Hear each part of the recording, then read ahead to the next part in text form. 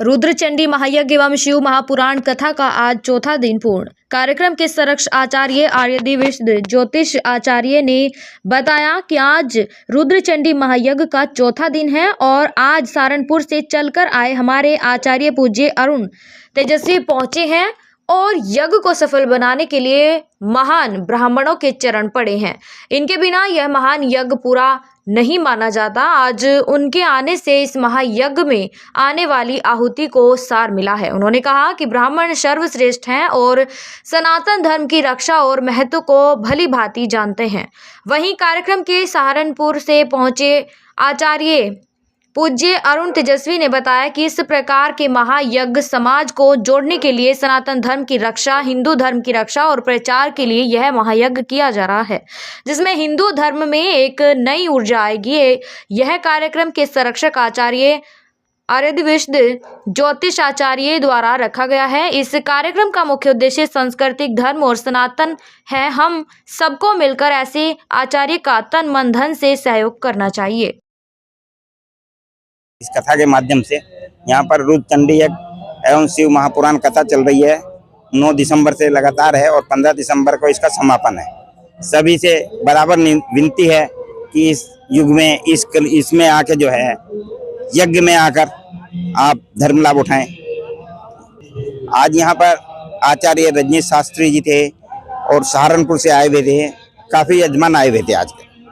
वो भी हमारे कार्य समिति के ही सदस्य हैं सब, और सभी का सम्मान करना अच्छा लगता है। या किसी का कार्यक्रम नहीं है, सभी को बराबर सम्मान मिलना चाहिए। समापन कब है? समापन 15 तारीख को है इसका। उस दिन भंडारा है, भंडारे का कार्यक्रम है। आज शिव विवाह हुआ था जिसमें आपने बहुत आनंद आया है। यहाँ पर मैं भगवान शिव का स्मरण करते हुए यही कहना चाहूँगा कि सनातन धर्म की ओर भारतवर्ष है, जो यहाँ के हमारे महानगर के आचार्य आदि धर्म की पताका को आगे लेकर ये द्वितीय रुद्रचंडी महायज्ञ व महाशिव पुराण का श्रवण भक्तों को किया जा रहा है, ताकि समाज व राष्ट्र विकास की ओर हो और राष्ट्र में सुख समृद्धि और शक्तिशाली बलवान भारतवर्ष हो। इस प्रकार के महायज्ञ समाज को जोड़ने के लिए, हिंदू सनातन धर्म की रक्षा के लिए, उसके प्रचार प्रसार के लिए जो ये भव्य कार्यक्रम हमारे अत्यंत प्रिय मूर्धन्य विद्वान आचार्य आर्यादि जी के द्वारा ये कार्यक्रम रखा गया है। इस कार्यक्रम का मूल उद्देश्य धर्म, संस्कृति और सनातन है। हम सबको मिलकर ऐसे दिव्य आचार्यों का सहयोग तन मन धन से करना चाहिए। रुड़की की इस पावन धरा पर उत्तराखंड में हमें आकर के यहाँ गौरवान्वित अनुभव हो रहा है और मैं धन्यवाद देता हूँ आचार्य जी को इतना जानदार और शानदार कार्यक्रम करने के लिए। और यहाँ पर जितने भी उपस्थित लोग हैं, जिस ढंग से, जिस मर्यादित होकर, और ये समझिए कि इतने बड़े आयोजन को इतने अच्छे ढंग से चलाने के लिए भी इनका साधुवाद। मैं गौरवान्वित अनुभव कर रहा हूँ इस यज्ञ का हिस्सा बनकर, और साधुवाद आचार्य जी को बहुत बहुत, और यहाँ की समूची मीडिया को, पत्रकार बंधुओं को। बिना पत्रकार बंधुओं के, मीडिया के, ये समाज बिल्कुल व्यर्थ सा दिखता है। इसलिए आप सबको भी साधुवाद, इस कार्यक्रम को इतने अच्छे ढंग से कवरेज करने के लिए आप सबको भी धन्यवाद। हमारे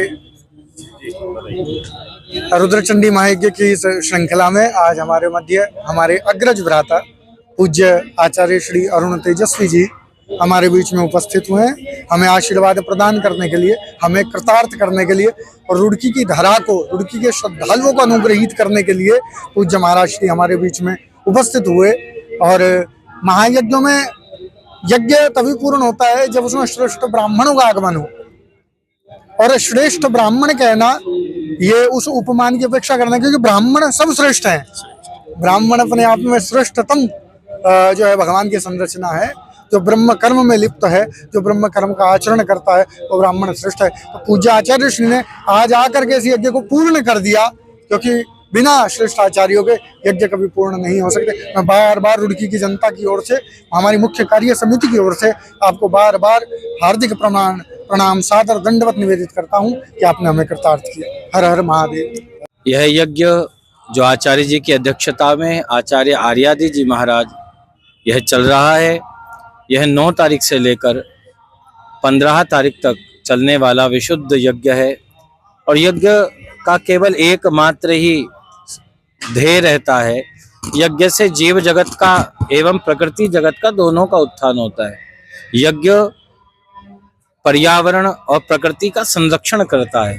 प्रत्येक जो पंथ हैं सबने अपनी अपनी बात कही, परंतु सनातन धर्म की एक यही ऐसी विधा है कि जिससे सकल प्रकृति का संरक्षण हुआ और वह यज्ञ भगवान है। तो यज्ञ से जीवों के सकल कामना पूर्ति होती है और प्रकृति का उत्थान होता है। यही यज्ञ का मूल है।